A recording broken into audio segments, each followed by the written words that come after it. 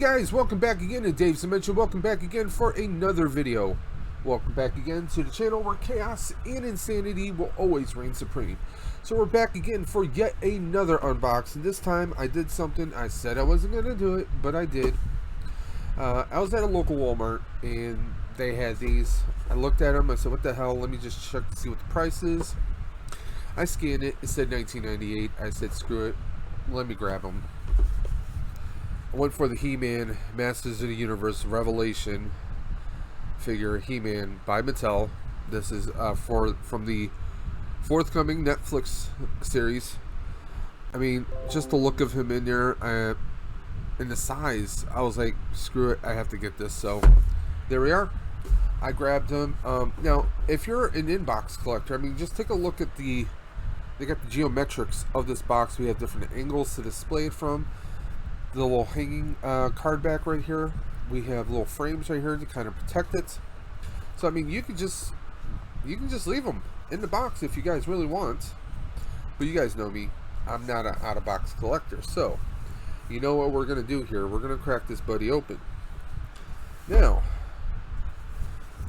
looks like we got a couple different angles that we can go about this.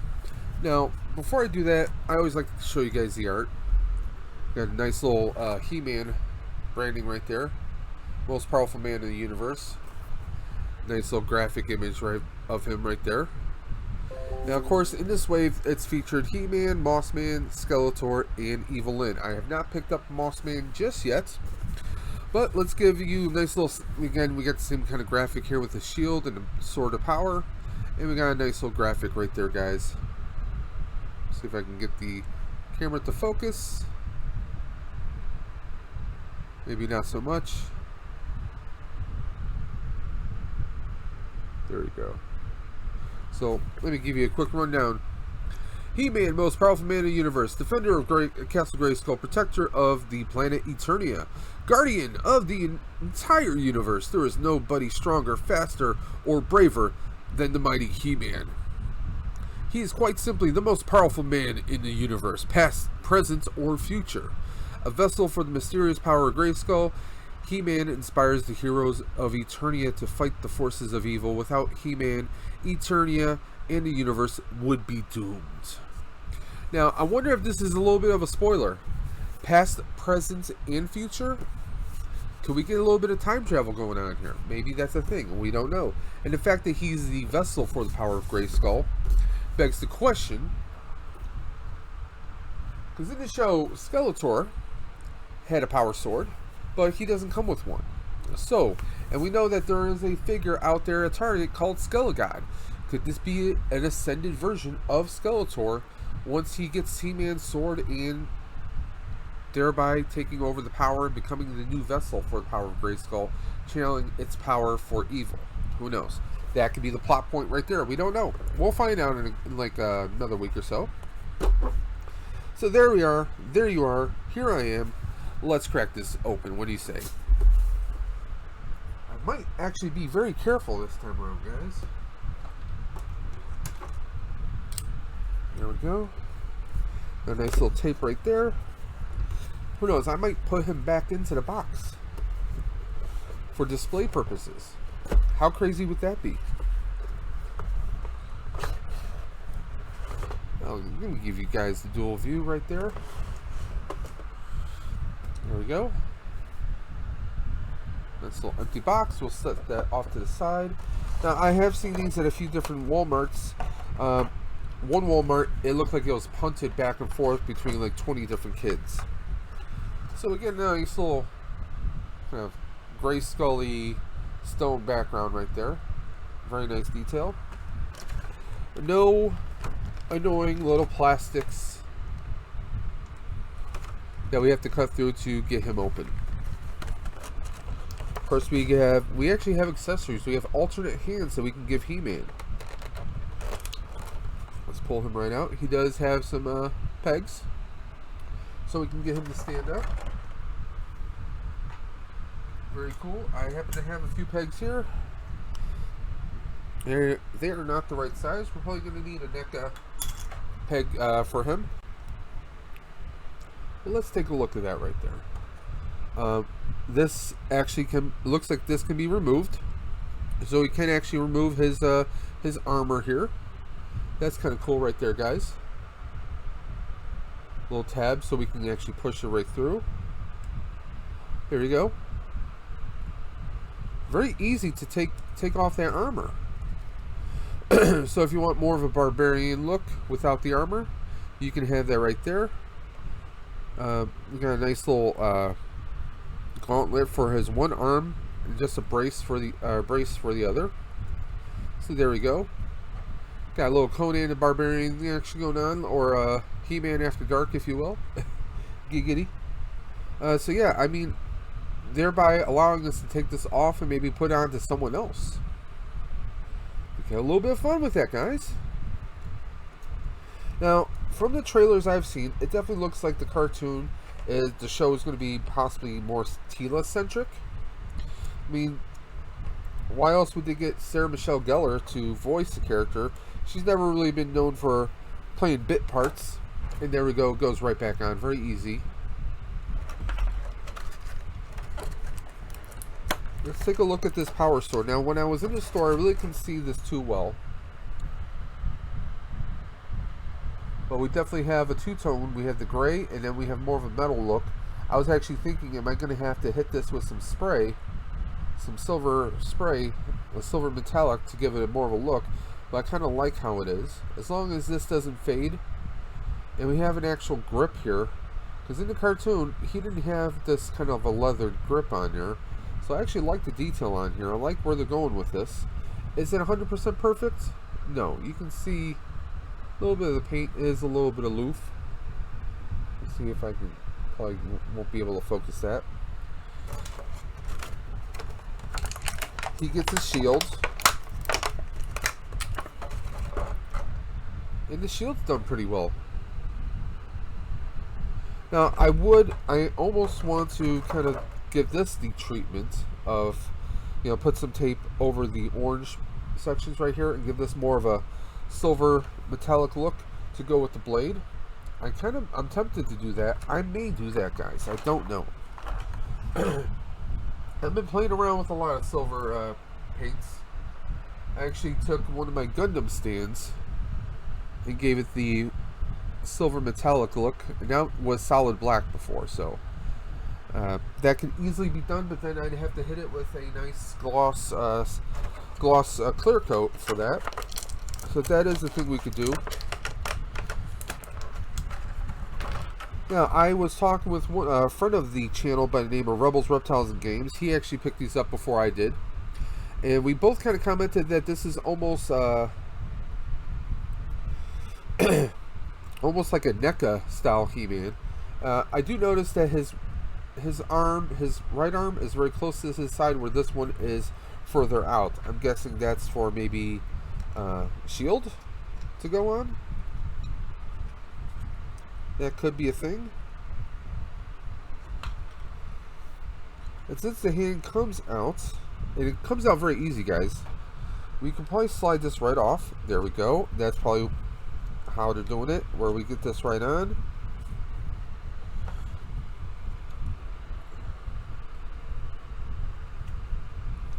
Just see if we can pop his. There we go. So there we got the shield. So that's gonna be a much better way. So you can take this off, so you can get the shield on his arm right there. Otherwise, you're not going to get it on. And this one's a closed fist, so we're going to have to pop this one off. Give him his open right hand, which is meant to obviously hold the sword.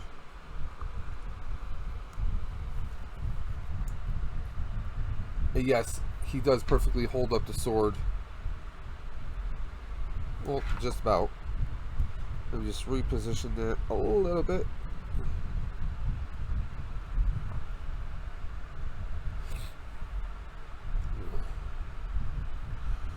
Now, how well does he stand on his own? Obviously pretty well. Let's give it a little shake test. He's pretty solid. Now, speaking of NECA, let me actually grab a NECA figure so we can compare.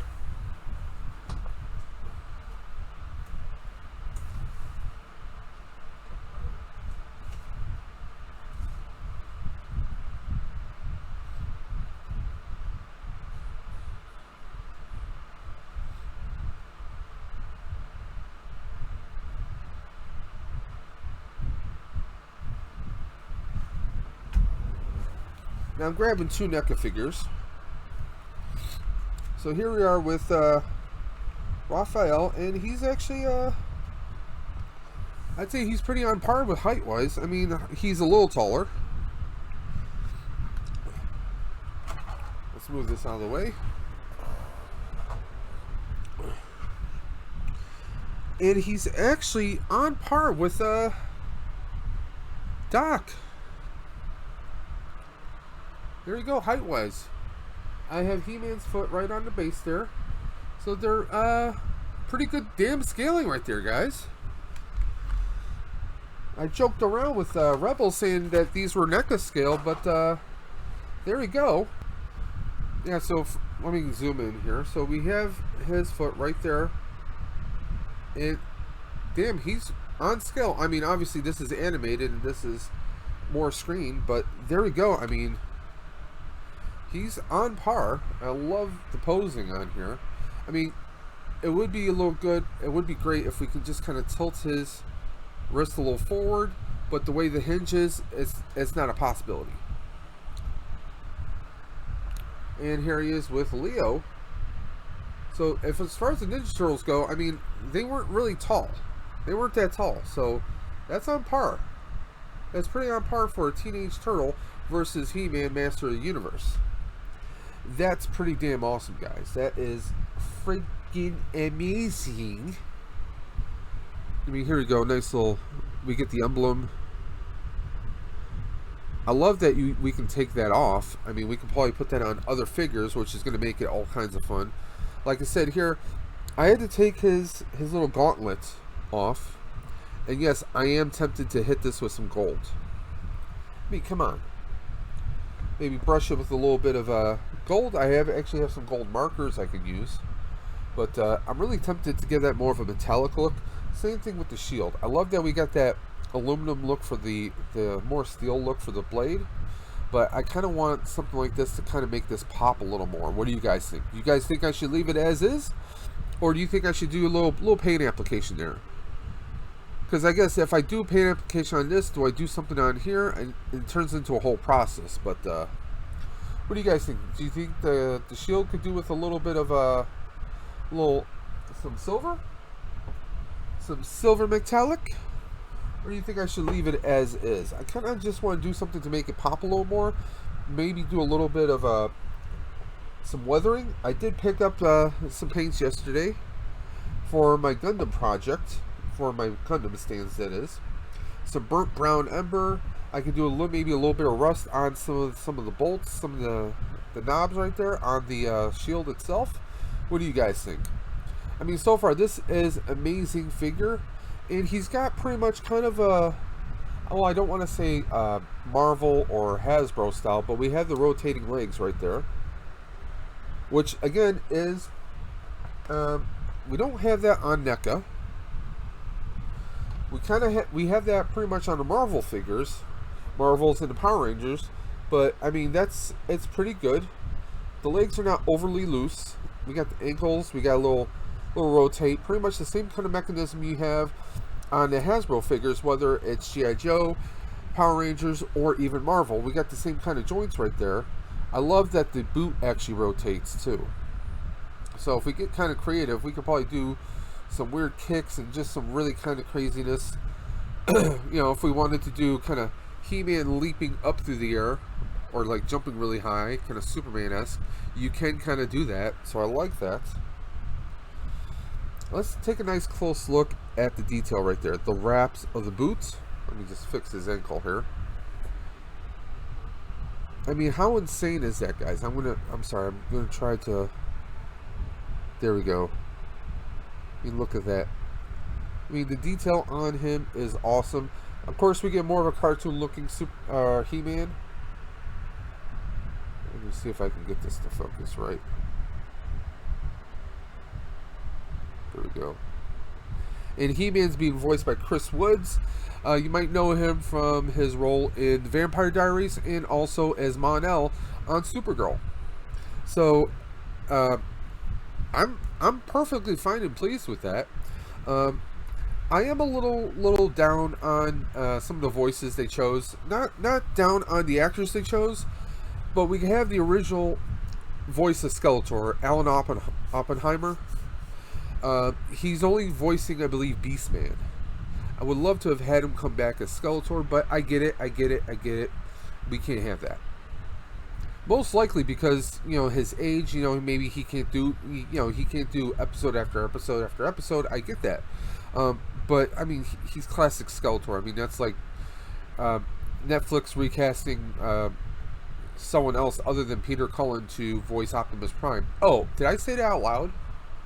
Yeah, that's one of my gripes about the Netflix Transformers series. But hey, that's neither here nor there, and I get that they went non-union with a lot of their voices, so it is what it is. But this figure, seriously, for $19.98, for $20, you get this figure. I mean, this is like NECA height, NECA style. The joints and everything are pretty awesome. I get that they probably have his arm out like this for the shield and for posability. I get that, and I'm perfectly fine with that.